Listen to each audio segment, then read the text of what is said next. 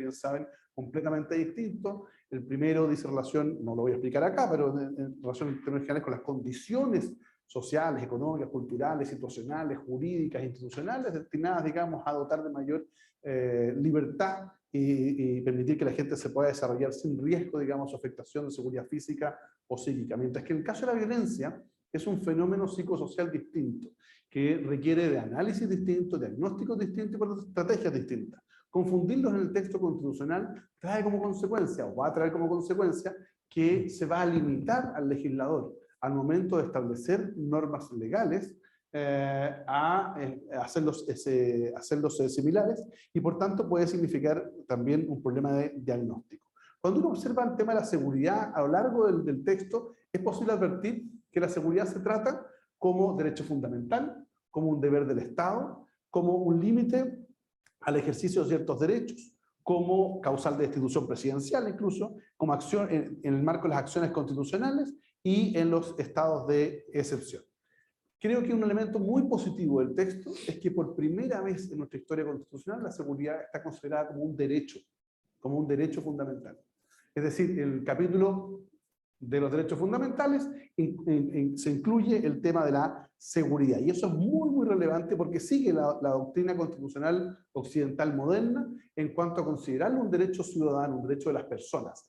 Eso trae como consecuencia, como lo vamos a ver más adelante, que al estar instalado en el capítulo de derechos fundamentales le va a permitir a los ciudadanos exigir de parte del Estado el cumplimiento o garantía de dicho derecho. Es más, este derecho va a estar amparado por la acción de tutela, que es la que reemplaza al recurso de protección. En consecuencia, esto debiera, y digo en teoría, debiera instar al legislador y al gobernante a coordinar de mejor forma los aspectos relativos a la seguridad.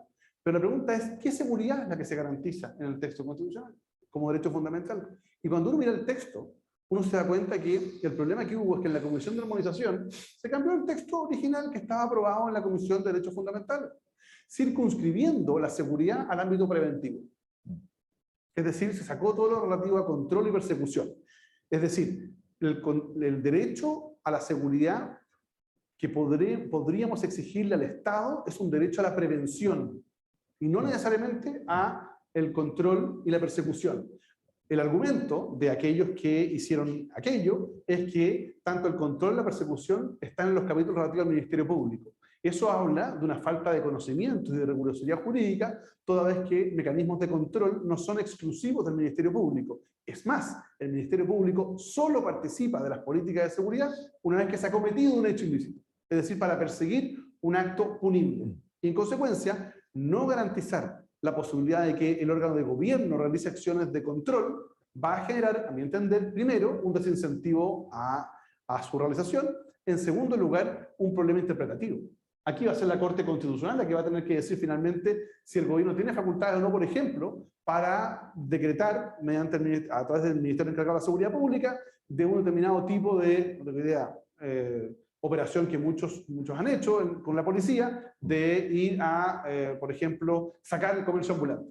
Porque es una medida de control. O sea, lo que se hizo en el barrio Meix hace unos días atrás, podría alguien cuestionarle, decir, pero ¿por qué usted lo está haciendo? Si usted no tiene potestades de control, las potestades de control las tiene el Ministerio Público. Entonces, creo que ahí se va a producir un problema que evidentemente va a tener que resolver probablemente la Corte Constitucional ante determinado tipo de requerimientos, o bien va a tener que ser aclarado a través del periodo adecuatorio normativo que va a venir a continuación en el evento de que se apruebe este texto.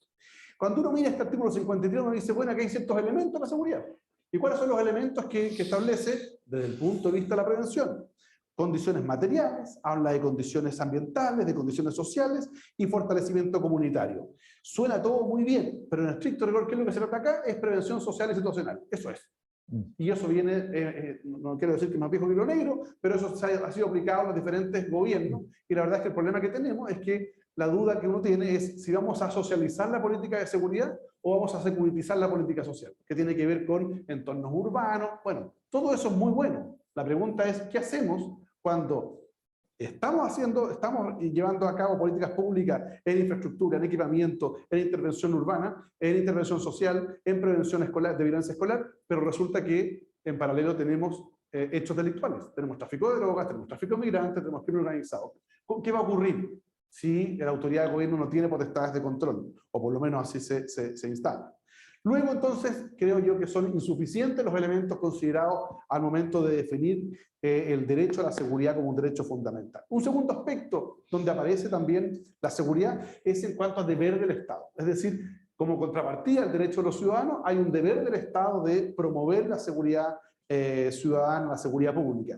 Y ahí, lo primero que me surge una preocupación es que no se resuelve el problema práctico de la institucionalidad en el marco del proceso de descentralización. Ya hoy día tenemos un problema que impopularmente lo advertí y fue el único voto en contra en el Senado a propósito de la elección de gobernadores regionales, cuando no se le entregaron algún tipo de potestades o por lo menos facultades de promoción a los gobiernos regionales en materia de seguridad ciudadana, y vemos como hoy día el gobernador regional metropolitano mira como la delegada presidencial es la que convoca, digamos, a actividades y a mecanismos de materia de prevención delictual. En consecuencia, ahí hay un tremendo problema. Dejar fuera al gobernador regional de las materias de seguridad, no digo del control del orden público, digo de materias de seguridad en términos generales, fue un error y ahora se profundiza. Porque resulta que cuando uno observa las normas relativas a la descentralización, uno dice, bueno, ¿cuáles son o quiénes tienen potestad en materia de seguridad? Veamos que tienen potestades según el texto constitucional. Primero, el presidente o presidente de la República, las policías, el Ministerio Público y las comunas autónomas. Esos son los 4 actores que reconoce el texto constitucional que participan de lo que hemos denominado el sistema de seguridad históricamente. Entonces uno dice, bueno, ¿qué pasa con el presidente de la República? Ojo aquí, miren, 2 artículos, el 279 y el 289, bueno, son todavía tentativos números, pero probablemente por ahí va, pero estos son los textos. Dice, el verbo rector es conducir. Conducir la seguridad pública y designar y remover al integrante del alto mando, y el segundo dice, corresponde conducción a través del ministerio correspondiente. ¿Qué es conducir? Conducir es dirigir. ¿Qué significa dirigir desde el punto de vista del verbo rector? Bueno, lo vamos a ubicar en el ámbito estratégico, en el ámbito operativo. ¿Quién interpreta eso? Lo va a hacer a través del ministerio correspondiente, está fantástico. Pero bueno, si el presidente de la República conduce, es decir, dirige, ¿qué ocurre si en el marco del desarrollo de un procedimiento policial se produce un acto abiertamente ilegal o incluso un crimen de lesa humanidad? ¿Será posible perseguir la responsabilidad política del presidente de la República por un acto cometido, digamos, por las fuerzas policiales? ¿Qué pueden ocurrir? Bueno, se pone un elemento, es cierto, lo hace a través del ministerio encargado de la seguridad, pero cuando la Constitución dice que el presidente es el que conduce, el conductor, le asigna un rol específico. Y eso es un problema de interpretación que, a mi entender, pone en riesgo la estabilidad del presidente o presidenta de la República de manera completamente innecesaria, porque podría haber sido un solo artículo que dijera conducir a través del ministerio correspondiente o el ministerio correspondiente y en otra facultad establecer en materia de seguridad, no utilizando el verbo conducir. Creo que eso fue un error, probablemente por una falta de conocimientos. Luego, y esto ya es como una especie de bonus track, pero fíjense, dice, designar y remover a los integrantes del alto mando policial. ¿Qué es el alto mando policial? ¿Dónde está definido el alto mando policial? La Ley Orgánica de Carabineros de Investigaciones no definen el alto mando policial. Se entiende, algunos dicen que son los generales inspectores en el caso de Carabineros y el general director. Otros dicen no, es todo el cuerpo de generales. O sea, el presidente de la República solo va a poder pedir la remoción de los generales. ¿Y qué pasa con los coroneles? Hoy el presidente de la República puede pedir la remoción de cualquier personal de nombramiento supremo, es decir, de subteniente en adelante. Lo que no resolvió es el caso del personal de nombramiento institucional, donde el presidente no tiene más potestades para poder pedir la remoción. Solo eso recae en el general director. Entonces, no se resolvió y se creó un problema, porque entonces alguien podría decir el día de mañana, si el presidente llama al general director y dice, ¿sabe qué? Pide la renuncia al coronel no sé cuánto, al comandante no sé qué. ¿Sabe qué? Perdóneme, usted no tiene potestades para eso, esas potestades son mías, porque usted solamente es el alto mando. Entonces, se va a producir también un problema que yo creo que le reduce las facultades, y también creo que esto no es maldad, sino que es ignorancia. Pero después, las policías. Segundo actor, las policías. Pero habla de las policías, no habla de carabineros de investigaciones. En ningún texto, en ningún artículo de la Constitución se menciona carabineros ni policía de investigación. No existen constitucionalmente.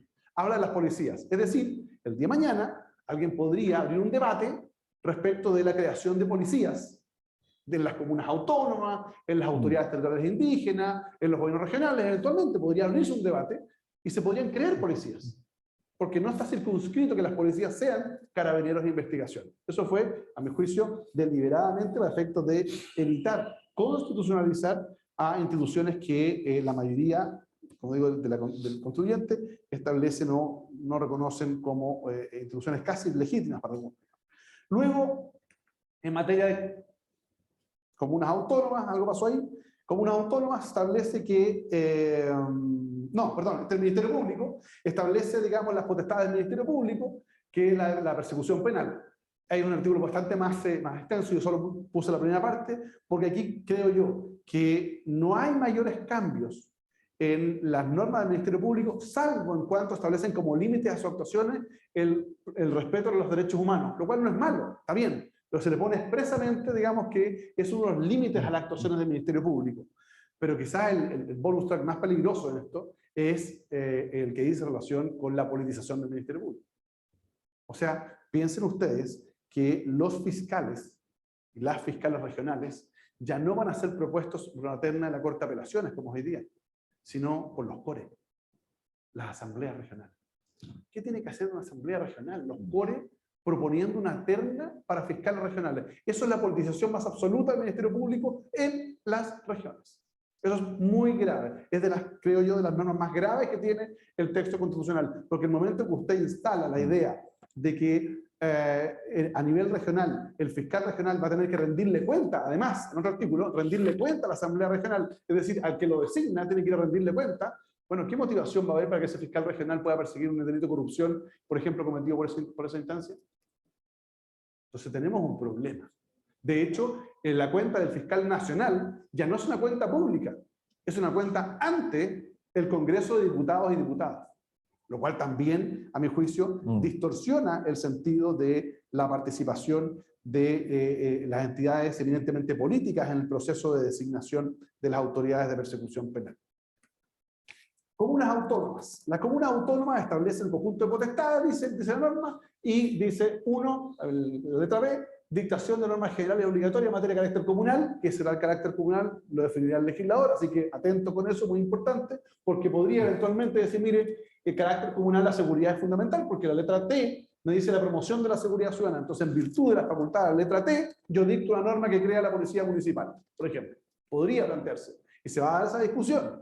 Y en un país donde tenemos niveles de desigualdad de financiamiento municipal tan grandes como en Chile, es extremadamente peligroso, digamos, tener este tipo de diferencias ya en un ámbito propio de la seguridad ciudadana, y podría incluso generar lo que ha ocurrido en la experiencia en otros países, digamos, más bien cuerpos de seguridad dependientes del caudillo político del momento en los espacios territoriales. Como límite al ejercicio de ciertos derechos, bueno, se establece, por ejemplo, el derecho a la huelga, pero es bien impresionante, porque no se limita a que la huelga sea pacífica, no dice eso. O sea, la seguridad no es un límite al ejercicio de la huelga, sino que no pueden ir a huelga cuando se afecte gravemente la seguridad, que es distinto, son cosas distintas. En consecuencia, se establece un límite ahí. Luego, como límite a la transparencia o al acceso a la información pública, también aparece la seguridad como un elemento relevante. También la prohibición general de tenencia de porte de armas u otros elementos similares, que también establece una norma bastante más estricta.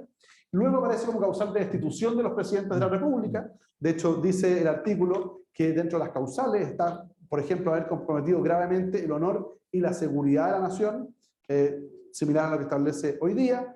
Luego aparece la seguridad mencionada a propósito de las acciones constitucionales. Y aquí las acciones constitucionales, muy breve, tenemos la acción de tutela, la acción de amparo, la compensación por privación de libertad y la indemnización por error judicial. Que son 4 elementos distintos que el texto constitucional aborda y que creo yo que tienen un elemento importante. Ya decíamos, el artículo 72 creo que establece la acción de tutela respecto de la seguridad en cuanto a derecho. Y por tanto, cualquier ciudadano o ciudadana que se sienta afectado en el derecho a la seguridad, definido como ya lo vimos, es decir, prevención, podría presentar un recurso de protección en contra de la autoridad, sea comunal o sea nacional, encargada de la seguridad pública, cuando considere que su derecho no se le está respetando, no se le está garantizando. En materia de amparo, principalmente dice relación con privaciones de libertad. La privación de libertad está redactada en forma más excepcional que la que tiene hoy día el texto constitucional en el numeral 3 del artículo 19. En consecuencia, la privación de libertad va a ser una medida excepcionalísima. Y de hecho, cuando uno observa estos artículos, uno se da cuenta de lo siguiente. Cuando habla de compensación por privación de libertad, acá hay una especie como de estatuto de los presos, que es muy superior al estatuto de las víctimas, que no existe.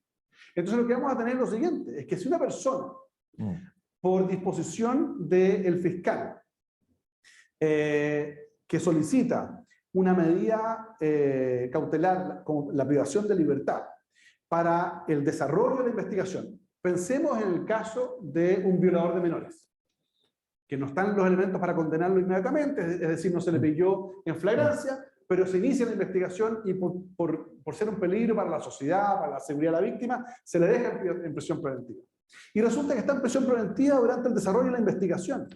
Y producto de una negligencia eventualmente del fiscal, de las policías, o eventualmente incluso de la incapacidad probatoria, dado el alto estándar probatorio que exige el sistema penal, esa persona no resulta condenada. Bueno, esa persona que no resulta condenada va a tener derecho a que se le compense por cada día que estuvo preso. Estamos hablando de una situación extremadamente compleja. Pensemos que hoy día tenemos una población penal que llega a cerca de 55.000 personas privadas de libertad. 55.000 personas privadas de libertad. De esas 55.000 personas tenemos un 30-35%, no puedo equivocar en la última cifra, pero más o menos así estaba el 2021, 30-35% que están en prisión preventiva. Es decir, esperando la decisión de tribunales. En consecuencia, lo que tenemos es que potencialmente podríamos tener un 30 o un 35% de las 55.000 personas cobrando compensaciones. Bueno, cuando hay compensación, ¿quién paga? Paga el Estado. Y cuando paga el Estado, ¿qué dice otra norma? Que tiene que hacerse parte del Consejo de Defensa del Estado. Se va a hacer parte del Consejo de Defensa del Estado. ¿Y qué va a hacer el Consejo de Defensa del Estado? ¿Va a repetir en contra del fiscal o del juez? No sabemos. Esto podría generar un desincentivo a la toma de decisiones en materia de privación de libertad.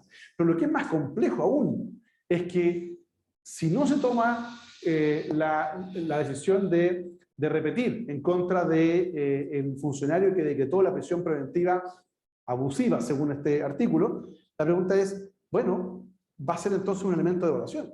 Porque hay otro artículo, cuando habla del Consejo de la Justicia, que establece que la evaluación de los jueces va a ser cada 5 años. Entonces se va a evaluar si un juez decretó muchas prisiones preventivas o no, para saber si continúa en el cargo. Entonces tenemos un sistema que está, creo yo, jugando en el límite de un riesgo, digamos, de no solo la intervención, sino el condicionamiento judicial respecto a la adopción de decisiones. Es decir, va a ser mucho más rentable laboralmente no decretar prisiones preventivas, porque no va a tener cuestionamiento, eventualmente no va a tener el proceso de evaluación, y eventualmente incluso no va a tener ningún tipo de sanción, digamos, o el evento económica, el evento que el Consejo de Defensa del Estado decía. Voy terminando aquí. En sexto lugar, observamos la seguridad en los estados de excepción constitucional. Hoy día los presidentes o presidentes de la República tienen 4 estados de excepción constitucional para aplicar en cada uno de los momentos determinados. Estado de asamblea, estado de sitio, estado de catástrofe, estado de emergencia. Bueno, con el nuevo texto constitucional tenemos, digamos, que efectivamente se mantienen 3, pero se corrió incluso ahí el estado de emergencia, no está considerado. ¿Qué era el estado de emergencia? Que le facultaba al presidente de la República para adoptar medidas de restricción de ciertos derechos cuando se afectaba gravemente la seguridad o el orden público. Eso no existe. Es decir, lo que estamos viendo hoy día en la Araucanía y en la provincia de Arauco no va a poder aplicarlo este presidente o los futuros presidentes si de aprobarse el texto constitucional. Así de simple. Entonces la respuesta cuando uno pregunta, bueno, ¿y qué va a hacer el próximo presidente de la República cuando ocurra una infracción grave al orden público o a la seguridad? Bueno, aplicará las normas comunes. Claro, aplicará las normas comunes, pero esas no habilitan para limitar ciertos derechos. Por ejemplo, la libertad ambulatoria en el momento que haya afectación grave de la seguridad del orden público. Entonces tenemos un problema práctico. Hoy, con este texto, con esta propuesta en materia de estado de excepción constitucional, el presidente actual y los presidentes que vengan de aprobarse el texto van a tener menos facultades para controlar la infracción grave a la seguridad y al orden público. Y como corolario, digamos, el estado de excepción, hoy el presidente puede decretar estado de asamblea y estado de sitio por sí y ante sí, y para la renovación requiere la participación del Congreso. Bueno, a contar de ahora, el presidente no puede decretarlo por sí y ante sí, tiene que tener la autorización de la Cámara de Diputados y la Cámara de Regiones, que lo van a hacer en sesión conjunta. Imagínense lo que va a hacer eso. Entonces, tenemos este punto, porque además pensemos que estamos hablando de que cuando un presidente decreta o quiere decretar estado de asamblea, es porque tiene una situación de guerra externa, conflicto armado externo, o estado de sitio, un conflicto armado interno. Y vamos a tener que esperar que se reúna la Cámara de Diputados y Diputadas, más la Cámara de Regiones. Imagínense ustedes que, no sé, está de moda, 4/7 no estén de acuerdo, o que no quieren concurrir a la sesión y no del quórum. Bueno, la norma se pone en esos casos, pero la verdad es que desde el punto de vista institucional se va a generar un problema político. Y cuando uno evalúa las constituciones, uno de los elementos básicos que tiene que tener en consideración es el que dice relación con la gobernabilidad. Para ir terminando, violencia. Violencia que parece, como digo, que muchas veces se confundió en el texto constitucional, se aborda a partir de mencionar como entornos libres de violencia, la vida libre de violencia de género, derechos de niños, niñas y adolescentes, prevención de violencia escolar. Todos estos elementos son importantes, pero cuando uno ve la redacción que se ha utilizado en diferentes artículos, muchas veces confunde, y de hecho habla seguridad o violencia, violencia o seguridad, cuando son fenómenos distintos que requieren, como digo, diagnósticos y estrategias completamente distintas. Y en materia de orden público no se menciona en ni un solo artículo en el texto constitucional. No existe el orden público. Y el orden público sabemos que, a diferencia de la seguridad, que es un elemento, que es una función eminentemente técnica, el orden público es eminentemente política. Y los que estamos acá sabemos que cuando uno tiene que pedir la intervención policial para un caso de alteración grave de orden público, es una decisión política. Y por tanto, lo que hay en la práctica es que se establecen un conjunto de potestades genéricas, pero resulta que cuando uno mira el articulado, miren lo que establece. Toda persona tiene derecho a manifestarse, a reunirse y manifestarse, dos verbos rectores. Reunirse y manifestarse, son distintos, ¿no? Pacíficamente, fantástico, gran triunfo. En lugares privados y públicos sin permiso previo. O sea, yo podría, permiso, don Rodrigo sabe que venimos a reunir en su casa. No, pero ¿cómo? ¿En mi casa? Sí, en su casa, yo vengo a ejercer, usted está usurpando. No, está usurpando, yo estoy ejerciendo mi legítimo derecho a tener una reunión en un lugar privado sin permiso previo. Chuta, puede ser una exageración, podría ser. Pero imaginémonos el caso práctico de lo que está ocurriendo hoy día en la macrozona sur, que llega un grupo de gente a manifestarse a un predio. Entonces lo que va a pasar es que el dueño del predio va a llamar a la policía y va a decir que sabe que hay un conjunto de gente que está invadiendo mi propiedad privada. Va a llegar el carabinero, si es que llega, va a llegar y va a decir que sabe que, discúlpeme, sabe que en virtud de lo establecido en la norma de ordenamiento, usted está haciendo invasión de propiedad privada y está usurpando el no se confundan. Yo no estoy usurpando, estoy ejerciendo mi legítimo derecho a reunirme o manifestarme con mis compañeros que estamos acá reunidos para poder conversar. Entonces tenemos un problema. Pero si ese problema pareciera poco, el inciso segundo ya revela una ignorancia total, porque confunde el concepto de espacio público con lugares de acceso público. Ese espacio público, la calle, la plaza, el parque, la vereda, es lugar de acceso público. Un centro comercial, una clínica, un hotel, un restaurante, puede ser un lugar privado de acceso público. Una municipalidad es acceso público, pero es un lugar público, pero que tiene normas de acceso público. Entonces, lo que quiero decir acá es que hay una confusión. Y podría darse entonces también el caso de que acá hay un mandato al legislador que dice solo en estos casos, en los lugares de acceso público, se puede restringir de conformidad con la ley. O sea, podría ocurrir que el legislador diga, mire, ¿sabe que nosotros no vamos a restringir? Y llegar un grupo de gente a una clínica para ejercer el derecho a reunión y a la manifestación. Reunión. Sin permiso previo, por ejemplo. Ahora uno podrá considerar que eso es fantástico. Claro, sí, pero bueno, alguien me dirá, oye, no, pero pasa que yo tengo legítimo derecho a reunirme sin ningún tipo de permiso. Sí, es cierto, aquí estamos reunidos y no hemos pedido permiso a nadie. ¿No es cierto? Eso es evidente. Pero en una norma constitucional que puede ser interpretada en la lógica del contexto que está viviendo, creo que es extremadamente delicado. Para cerrar, entonces, yo diría, si uno mirara el acierto, a mi juicio, es la consideración de la seguridad como un derecho, que me parece interesante. Las principales dificultades, para decirlo de manera elegante, es la confusión de conceptos, el rol presidencial, la indefinición de la institucionalidad territorial, la reducción del rol del gobierno a aspectos eminentemente preventivos y el rol de las comunas autónomas en el ámbito de la seguridad, que puede generar un problema de aplicación práctica. Cuando en un territorio, de acuerdo al capítulo de forma de Estado, podemos tener 4 autoridades en un mismo territorio, autoridad territorial indígena, comuna autónoma, gobierno regional autónomo y gobierno nacional, tenemos un problema de quién va a hacer qué en el mismo territorio o quién va a opinar qué en el mismo territorio. Porque si a eso se le suma una quinta autoridad en materia de seguridad, que es el Ministerio Público, entonces podemos tener hasta 5 opiniones distintas en un mismo caso, en un mismo territorio, ¿no? Y en materia de orden público, como digo, errores de concepto que a mi juicio que pueden generar graves consecuencias públicas. Muchas gracias.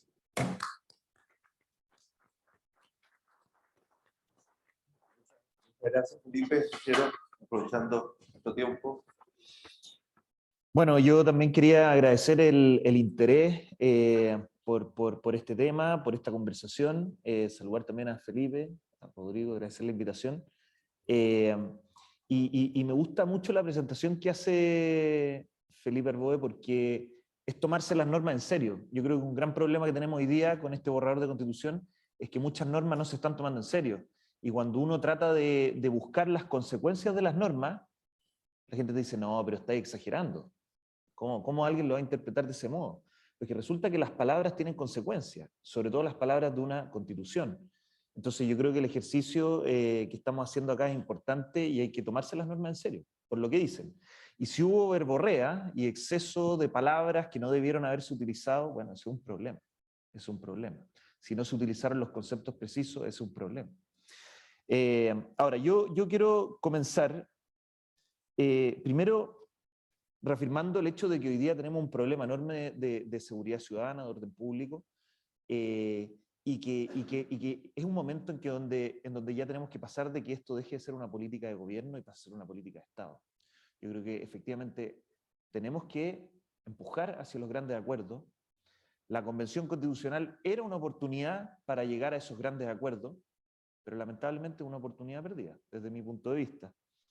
Y perdida porque prevaleció el relato octubrista de justificar la violencia. Recordemos que lo primero que se votó en la Convención Constitucional la primera semana fue esta declaración para buscar la impunidad de los llamados presos de la revuelta. Y de ahí en adelante se aprobó la iniciativa popular de norma que buscaba la cárcel para un expresidente, por haber tratado de restablecer el orden público. Siempre que se habló de la función de las policías, al final, en el relato, en los discursos, la mayoría de los constituyentes lo asimilaban a represión. Ese fue el relato, esa fue la ideología, esa fue la filosofía que prevaleció, y lamentablemente eso tiene consecuencias. Ahora, yo también rescato algunas orientaciones en el texto, y voy a utilizar otro esquema para abordarlo, abordando primero las dimensiones. Efectivamente hay una dimensión que es preventiva, hay una dimensión de persecución penal, de sanción de los delitos y también de la reinserción social de los condenados, y también de las distintas instituciones que participan en garantizar la seguridad y el orden público, porque muchas veces se le suele echar la culpa a una institución.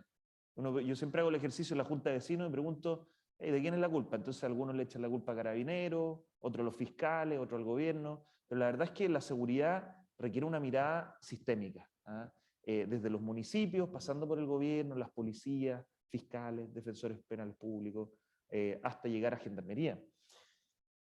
Entonces, primero a nivel de principio, yo veo dos grandes principios que rescato. Uno que ya lo mencionaba Felipe, que es la seguridad como un derecho.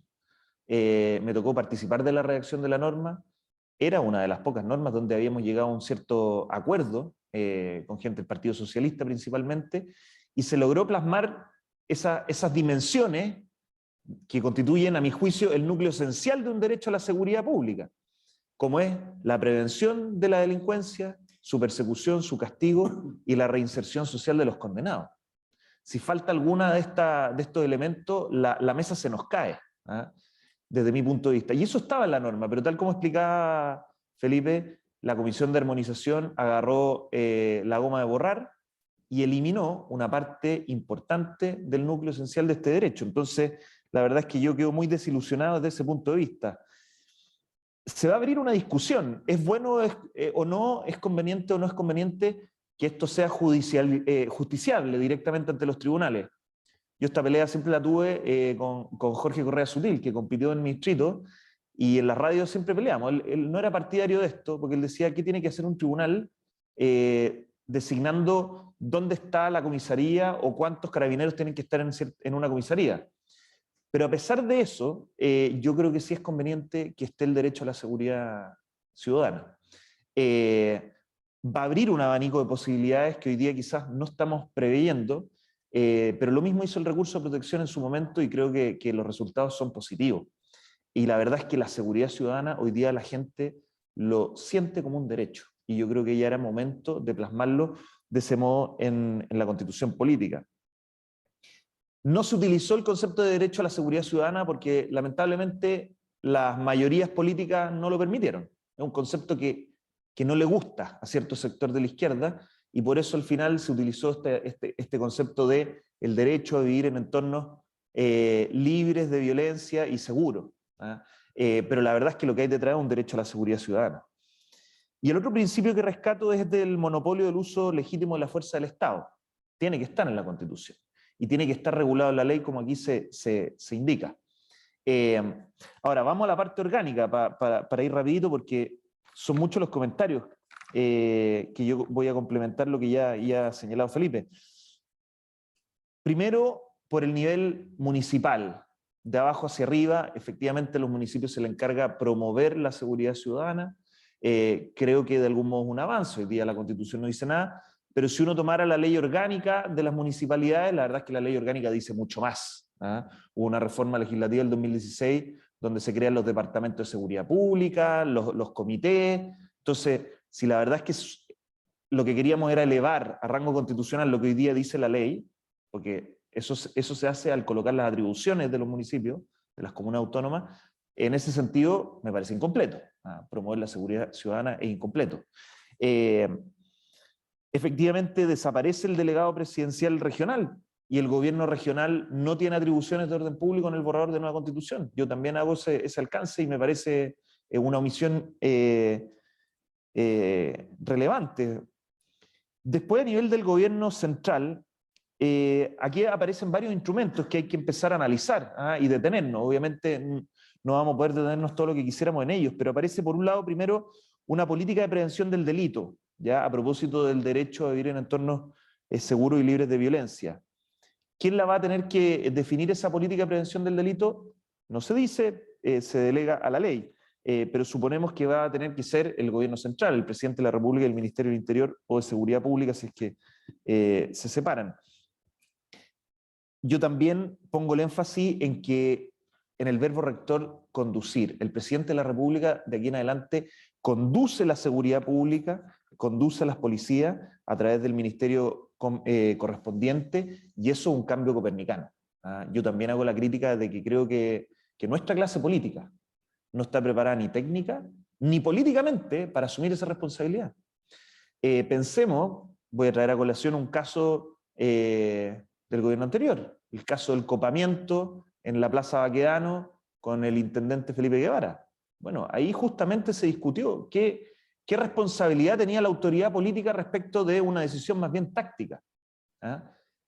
Bueno, con este verbo rector, claramente la responsabilidad va a estar en la autoridad política en algún momento. Es cierto que está abierto, es una conducción estratégica, operativa, táctica, no está claro. Pero mi impresión es que va a tender hacia aumentar la responsabilidad de la autoridad política. ¿Y está preparada la clase política para asumir esa responsabilidad? Yo creo que no. Porque la verdad es que es re cómodo el lavarse las manos cuando se cometen errores. Y al mismo tiempo ir a sacarse la foto cuando se decomisan drogas. Digamos las cosas como son. Pero yo creo que para asumir la responsabilidad cuando se cometan errores, o haya una polémica, yo creo que nuestra clase política no está preparada y falta una discusión ahí. Además aparece otro instrumento que es la Política Nacional de Seguridad Pública. La elaboración dice que va a estar definida en la ley. son cosas positivas que podrían ser rescatadas dependiendo de cuál sea el resultado del plebiscito. Después, a nivel de las policías, yo quiero poner énfasis en algo que sí me parece relevante, que es que Carabineros pierde su carácter militar. Aquí hay una discusión de fondo, obviamente, que se puede abordar en un seminario completo, podríamos estar toda una tarde discutiendo el tema, y yo no descarto de que haya buenos argumentos también para sostener que sería un avance desmilitarizar Carabineros. Pero la verdad es que desde mi punto de vista, hay una pérdida en capacidad operativa, hay una pérdida en capacidad de respuesta, hay una pérdida también en el sello cultural que la gente valora de Carabineros. ¿Ah? La gente lo valora. Y si miramos nuestro entorno latinoamericano, en Colombia se desmilitarizó la policía, y bueno, y la verdad es que si uno mira cómo operan, se han tenido que remilitarizar con el tiempo para poder enfrentar situaciones de crimen organizado cada vez más violento, incluso a nivel de guerrilla. Pero para enfrentar el narcotráfico también se han tenido que militarizar y utilizar tácticas militares. Entonces, ¿realmente queremos dar ese paso? Porque si en los hechos vamos a tener igualmente una policía militar, mejor dejemos las cosas como son. Yo creo que es un error. Efectivamente desaparece la función de orden público de las policías, y yo me pregunto quién va a estar, quién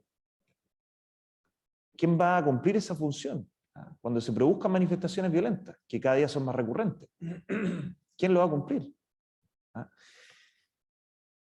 Yo tengo también otra crítica a la regulación que se hizo respecto del uso de la fuerza, al incorporar los límites al ejercicio del uso de la fuerza, cosa que me parece muy bien, límites que ya están en los instrumentos internacionales de derechos humanos, límites que ya están también en las circulares y protocolos de uso de la fuerza por parte de Carabineros, como son el principio de necesidad y proporcionalidad, pero me parece que es incompleto y constituye una grave omisión que si tú vas a elevar a rango constitucional esos principios, no coloques la legítima defensa. Yo creo que ahí hay una omisión grave y que se está identificando hoy día en terreno a propósito de lo que ocurrió con el asesinato del cabo segundo de Carabineros, David Florido Cisterna, ascendido póstumamente a suboficial mayor. Todos escuchamos el discurso del padre del carabinero, cuando él dice, él no utilizó su arma de servicio porque tenía miedo de usarla. Lo decía ayer un senador, el senador Kenneth Pio, en un discurso, lamentablemente, Carabineros, también la Fuerza Armada hoy día desplegada en estado de excepción, sienten que están ante un dilema, un callejón sin salida en donde o actúan y son sumariados o querellados penalmente, o mueren. Esa es la consecuencia, ese es el dilema. Entonces, no hacer esto bien, de manera completa, creo que es un error. Excelente incorporar los límites al uso de la fuerza de acuerdo a estándares de derechos humanos, pero es incompleto si no incorporamos las excepciones para que las policías puedan actuar contra delincuentes cada día más violentos.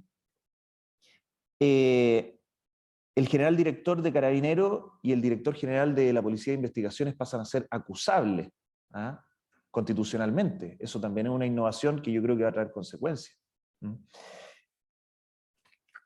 Y claro, hay algunas cosas positivas, como mantener la profesionalización, la jerarquía, la disciplina, la obediencia, la no deliberancia. Esas son cosas que ya están y que se mantienen y que obviamente había que mantener. Los controles de probidad y transparencia a las policías, por cierto, esa es una norma que hacía falta y que responde a la coyuntura que hemos visto de los desfalcos en Carabineros. Voy rápidamente al Ministerio Público y a la Defensoría Penal Pública. Lamentablemente no hubo caso, insistimos en innumerables ocasiones con crear la Defensoría de las Víctimas, pero no fue posible. Y sacó pocos votos, esa es la verdad. Y este es un anhelo ciudadano enorme. Hubo una iniciativa popular de una agrupación que se llama Primero las Víctimas, que juntó más de 26.000 firmas, fue de las más votadas. Y aún así no se creó la Defensoría de las Víctimas. Y esto ha sido un proyecto que venía desde el año 2009 en el Senado, gobierno de Bachelet, gobierno de Piñera, se había logrado constitucionalizar, faltaba su implementación legal, y bueno, no está en el borrador de nueva constitución. Se nos dice que va a existir el servicio integral de acceso a la justicia, pero la verdad es que no es lo mismo. porque va a estar dedicado a causas laborales, de familia. La prioridad no va a ser el foco en las víctimas de la delincuencia, que hoy día sí es un gran anhelo popular y político que no podemos desoír. Positivo, sí, que los fiscales tengan acción penal en delitos aduaneros, delitos tributarios. Yo espero que se utilice no solo para perseguir políticos, sino que también para perseguir el crimen organizado. Y hay una innovación que yo ahí me declaro, no sé qué efecto va a tener. Yo intuyo que podría ser positivo, pero hay que estar muy atento a cómo opera en la práctica, que es que los fiscales van a poder dar órdenes directas a las policías. Esto ya existe en el contexto de la investigación. Se omitió esa frase, no sé qué consecuencias va a tener. Pero suponiendo que las órdenes directas sean solo en el contexto de la investigación, además el Ministerio Público va a poder participar en la fijación de metas y objetivos y en la evaluación del cumplimiento de estas órdenes directas. Esta fue una solicitud que hicieron los fiscales, que se acogió, que yo intuyo que podría ser positiva, porque ellos dicen que muchas veces no se cumplen las órdenes directas a tiempo para las diligencias investigativas. Vi ahí que algunos estaban moviendo la cabeza, me encantaría escuchar opinión en contra, pero es una innovación. Se prohíbe efectivamente la repostulación de los fiscales regionales, una pérdida de experiencia. El mecanismo de nombramiento ya lo mencionó Felipe. El mecanismo de nombramiento del fiscal nacional se politiza efectivamente por una mayoría de los diputados y de la Cámara de las Regiones, en base a una propuesta del presidente de la República. Es bien interesante cómo quedó la figura presidencial aquí. Y se crea este comité del Ministerio Público que si bien es menos dañino de la idea original que aquí existía de básicamente transformar en una asamblea colegiada la dirección del Ministerio Público, igual hay que estar muy atentos a cómo va a operar en la práctica este comité, porque adquiere varias atribuciones que hoy día no tenía el Consejo General de Fiscales. Y en cuanto a la Defensoría Penal Pública, una norma que me parece que va a ser muy problemática en la práctica es que los defensores penales públicos van a poder concurrir a los organismos internacionales de derechos humanos.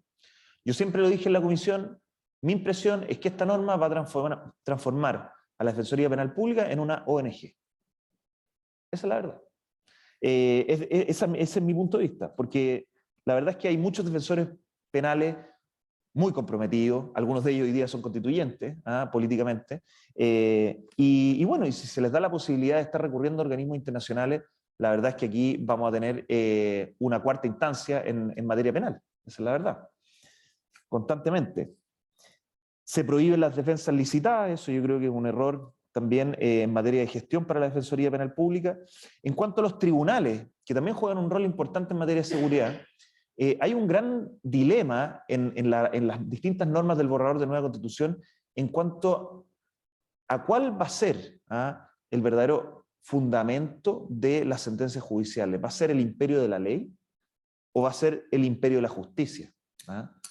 Porque la verdad es que la nueva Constitución incorpora una serie de enfoques que no están escritos, que van a ser absolutamente interpretables y manipulables, como son el enfoque de derechos humanos, el enfoque de género, el enfoque intercultural, el enfoque interseccional, por mencionar algunos que se me vienen en la cabeza. Entonces, ¿en base a qué va a resolver el tribunal? ¿A la ley o a estos enfoques? Que además tienen rango constitucional y están por sobre la ley. Yo creo que ese es un problema. ¿Para qué decir la cuestión de la justicia indígena? Que a mi juicio incide directamente en el problema que tenemos en la macrozona sur. Porque dada la ambigua y amplia regulación de la justicia indígena, lo que va a suceder, a mi juicio, es que si se llega a aprobar el borrador de nueva Constitución, al día siguiente vamos a tener a todos los imputados por delitos terroristas o robo de madera o narcotráfico en la Araucanía, presentando escrito al juzgado de garantía pidiendo la incompetencia o falta de jurisdicción del tribunal y solicitando que pasen a la justicia del lonco. Porque esa es la posibilidad que abre la nueva justicia indígena. Es cierto que la ley tiene que coordinar cuál va a ser el ámbito de aplicación de esta justicia, pero si ya está con rango constitucional, no me cabe de duda de que van a haber incluso quizás defensores penales públicos que van a invocar esta norma constitucional que va a adquirir vigencia y aplicación directa. Entonces, estamos apagando el fuego con benzina, creo yo. La compensación por privación de libertad sin condena, ya la mencionaba Felipe, a mí me parece sumamente problemática, porque esto va a beneficiar a moros y cristianos. ¿Ah? Es cierto, no debiera ocurrir que una persona esté privada de libertad y después sea absuelta y haya estado por un periodo demasiado extenso. Eso no debiera suceder. Pero hay otras formas de mitigarlo y limitarlo. Ya existía la indemnización por error judicial, pero con esta compensación, que es una suerte de compensación administrativa, por lo que da a entender la norma, porque puede ser además complementada con la indemnización por error judicial, y fueron muy cuidadosos en dejarlo claramente establecido, la verdad es que la ciudadanía lo que va a percibir es que los casos donde haya impunidad va a haber además un premio. Yo pensaba en el caso Bomba, que es como un caso ya paradigmático de imputados que estuvieron en prisión preventiva, que después no se logró la condena, pero que curiosamente después en otro país sí fueron condenados. Entonces, y después en Chile, efectivamente. Entonces, además se habrían llevado un bono para la casa. Yo lo encuentro básicamente ridículo. Y la gente esto lo va a resistir, y ya se está comentando en las redes sociales. Y por último, en materia penitenciaria, yo valoro que existiera la voluntad de crear los tribunales de ejecución de pena. Fue una discusión más bien voluntarista, eso sí, esa es la verdad, porque yo desconozco cuál es el presupuesto que requiere crear los tribunales de ejecución de pena, no sé si es viable, pero bueno, al menos es buena la orientación que existió. Me parece un grave error prohibir las cárceles concesionadas. Como política pública no entiendo por qué esto se discutió a nivel constitucional y tampoco se midió los efectos que va a generar. Y aquí no hay norma transitoria porque salió rechazada en el pleno del día martes. Entonces, la gran pregunta para la ministra de la Justicia es qué vamos a hacer con esa población penal. Porque una cárcel hacinada y un convicto, un reo, que pasa su periodo de privación de libertad en esas condiciones de hacinamiento, no es una persona que se va a reinsertar. Esa es la verdad. Es una persona que sale con más rabia hacia la sociedad. Y las redes del delito operan mucho mejor en el reclutamiento también de los primerizos en cárceles hacinadas.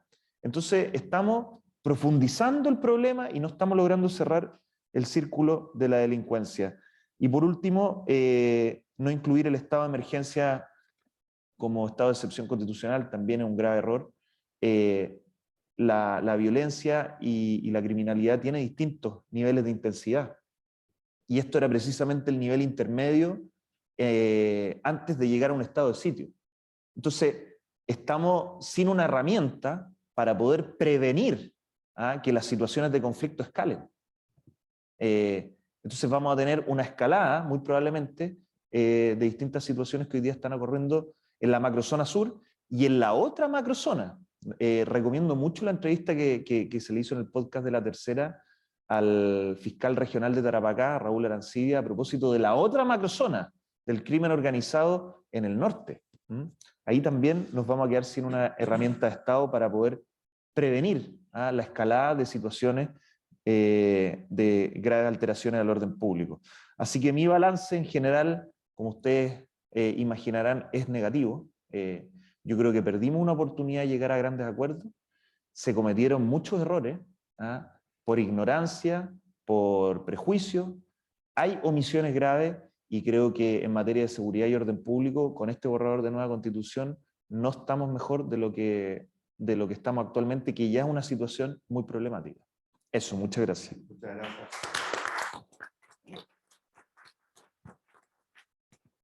Agradecer, pero no sé si hay alguna pregunta, tenemos pocos minutos de la audiencia. Mientras alguien levanta la mano, yo quiero agradecer porque el enfoque que los dos panelistas han tenido de su presentación es muy interesante, porque nos ha permitido profundizar en algunas áreas específicas, violencia, seguridad, orden público, etcétera, pero también de esta visión panorámica que hace que comprender el sistema, que es lo que hemos estado cumpliendo alguna función en esta materia, valoramos mucho, porque es un sistema complejo en que cada parte del sistema tiene que responder a un objetivo común que es dar seguridad a la ciudadanía. Juan Francisco Gani. Dos preguntas muy cortitas. ¿Se escucha? Sí. Sí. Dos preguntas muy cortitas. Uno, respecto de, lo decía Felipe, de la consagración del derecho y después del deber. En el deber, yo creo que hay un retroceso respecto a la situación actual. Hoy día la Constitución en su artículo primero dice: es deber del Estado resguardar la seguridad nacional y proteger a las personas y su familia. Ese deber del Estado queda debilitado en esto de que es una función del presidente de la República conducir la seguridad pública. Yo no sé si es tan equivalente. Y en cuanto al deber en entornos seguros, entonces también es muy interpretable mucho más fácil. Y sobre lo de los fiscales, yo diría, hay un problema gigantesco. Es como cuando dicen los militares, cuando uno le da una misión, mando, misión y medios. Y cuando son los fiscales que no administran el presupuesto de las policías, los que están a cargo de dar instrucciones, pero no instrucciones para su investigación, sino que fijar objetivos y metas a la policía. Entonces, ¿cuál es la construcción del presidente de la República? Porque en realidad, salvo en la prevención, que es lo que quedó, en el control y en la persecución penal, el presidente de la República tiene que someterse a las metas y objetivos fijados por los fiscales. Yo creo que efectivamente eso era un objetivo de los fiscales, tal como era un objetivo tener una policía judicial en su momento, que lo lograron, pero en que debilitaron al Estado en general de manera brutal, y al presidente de la República, yo diría casi fatalmente, en su rol de conducción de la seguridad. Solamente para complementar a Felipe, ¿cuál es el rol entonces de la policía? ¿Es un rol de comando de carabinero? Y la retención que se produce en el día a día hoy es grande. Entonces, esta nueva norma, ¿cómo se hace?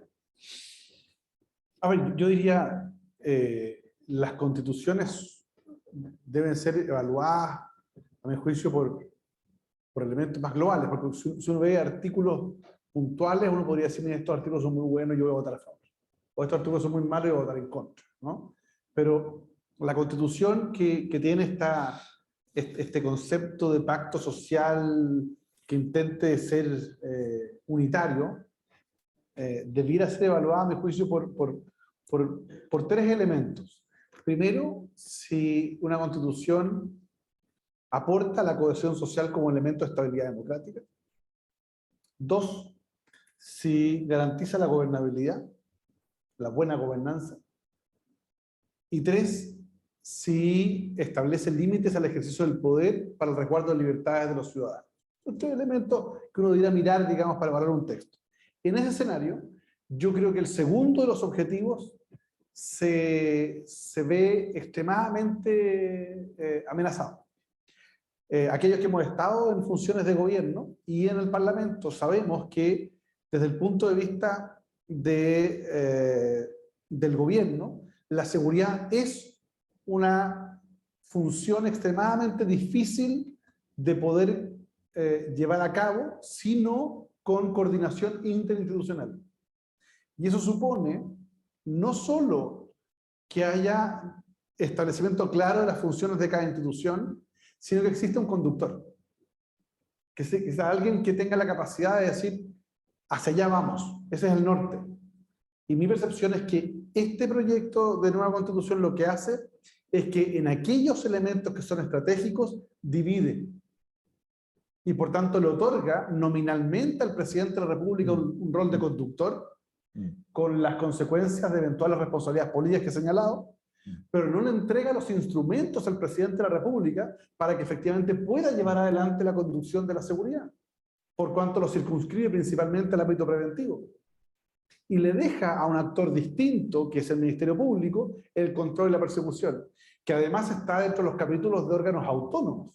En consecuencia, legítimamente podría decir: mire, presidente, sabe que usted en esta materia no se puede meter acá, y por tanto, hasta aquí llegamos.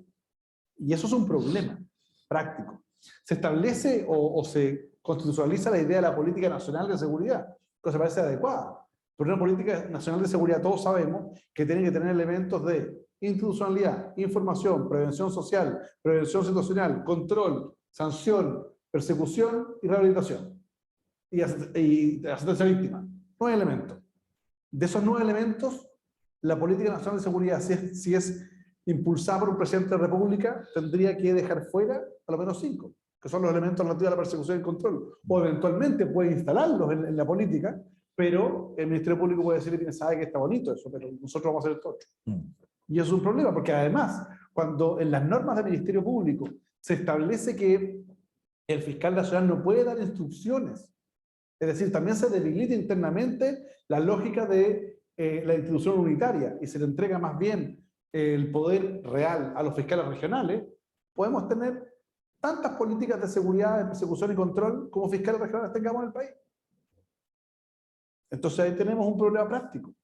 Por eso que lo hicimos ver, pero yo creo que hay gente que entiende y le cabe el tema en la cabeza de análisis, digamos, y hay otros que no entienden nomás, o no quieren entenderlo, o bien entienden que la seguridad no es condición básica de la libertad, sino que más bien es un elemento de restricción de libertades.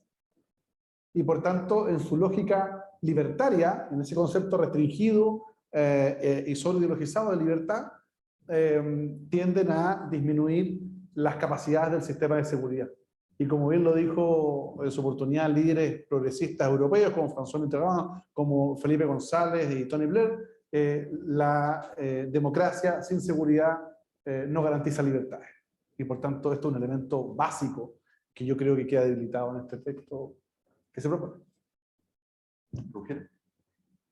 No, coincido mucho con lo que dice Felipe. Es más, el problema a ver, el Ministerio Público fue una discusión muy difícil en la Comisión de Sistema de Justicia, porque aquí la mirada efectivamente era transformar a cada fiscal en una isla. En algún minuto incluso la norma propuesta, y que se aprobó en general, después hubo muchos cambios, hablaba de que cada fiscal era independiente, asimilando la independencia de los tribunales, que es una función completamente distinta a la de los fiscales. Entonces, efectivamente, esa era la mirada que había detrás. Y eso se logró revertir y finalmente logramos al menos que exista un fiscal nacional que dice la norma que conduce, pero que efectivamente tiene varias limitantes. Y al menos en el contexto de la investigación penal se justificó esta norma de poder evaluar las metas y objetivos, al menos para esos efectos. Ahora, yo creo que efectivamente es una política que hay que analizarla. Yo creo que estos seminarios son muy buenos para levantar preguntas, porque también, digamos las cosas como son, esto se hizo matacaballo. No hubo estadísticas, no se problematizó demasiado las discusiones con voces expertas desde afuera, ni siquiera la opinión pública alcanzaba a seguir la discusión. Entonces, hoy día estamos analizando ex post cosas que ya están aprobadas sin haber medido en su momento las consecuencias, esa es la verdad. ¿Puedo decir un punto? Una de las cosas que me preocupó en el debate es que no se entendió, a mi juicio, que la convención era parte de un país, sino que más bien se hizo un análisis como que si esto se estuviera refundando y no existiera un país. Y lo digo porque, a propósito de las concesiones de las cárceles, por ejemplo, yo hice una pregunta en la Comisión de Derechos Fundamentales. ¿Cuántos de aquí han ido a una cárcel? 2. ¿Cuántos han ido a una cárcel concesionada y una cárcel pública? 1 voy a ir a hacer un trabajo. Yo le decía, bueno, primero pueden mirar la diferencia de estándar, que yo creo que es escandaloso. Ya hoy día es escandaloso. Cuando uno va hoy día a una cárcel concesionada y ve la condición de prisión de los internos y va a la cárcel pública y ve las condiciones, ahí hay una diferencia de estándar que no debiera existir, pero existe. Pero en segundo lugar, le decía yo, ustedes se dan cuenta de cuando uno elimina el sistema de construcción de cárceles vía concesión, lo que le está diciendo al gobernante actual y al futuro es que los miles de millones, los cientos de millones de dólares que cuesta construir una cárcel van a tener que salir del presupuesto público, de gasto presente. Y por tanto usted va a tener que dejar de construir viviendas, hospitales, colegios, pavimentación, lo que sea, o pagar pensiones. Pero en segundo lugar, les decía, usted va a tener que pagar e indemnizar a los actuales concesionarios. Bueno, solo una muestra. Indemnizar a los actuales concesionarios sale 18.000 millones de dólares. ¿Y dónde lo vamos a sacar? No, es que eso no es nuestro problema. Es que sí es el problema, porque la convención es parte de un país, de una sociedad. Y cuando uno toma una decisión y le dice al país, esta es nuestra propuesta, y esta propuesta tiene un costo asociado, lo que le está diciendo a este gobernante y a los futuros gobernantes es, háganse cargo de este costo. ¿De dónde sale? No sabemos. Es que eso es un problema. Porque ahí radica, creo yo, la responsabilidad de aquellos que cumplimos una función pública, de entender que las decisiones tienen consecuencias presupuestarias, sociales, políticas, institucionales. Y aquí yo creo que se hizo poca evaluación de las consecuencias y eso va a significar probablemente una afectación grave del patrimonio fiscal o eventualmente incluso el incumplimiento de ciertas normas constitucionales por imposibilidad de hacerlo. Felipe, quiero al equipo, ¿cierto?, al taller político aquí presente y a la gente que nos está escuchando a través de las redes sociales, agradecer su presencia. Creo que este ejercicio de reflexionar sobre un tema específico, en este caso la seguridad, la principal, ¿no cierto?, preocupación de los chilenos y las chilenas, ayuda en el proceso de toma de decisiones que tiene que vivir este país, y en ese sentido Libertad y Desarrollo tiene como objeto facilitar este diálogo reflexivo y poder, ¿no es cierto?, informar con actores de primera línea sobre una materia tan importante como ya lo dije, que es la seguridad pública. Así que muchas gracias y un aplauso a los dos.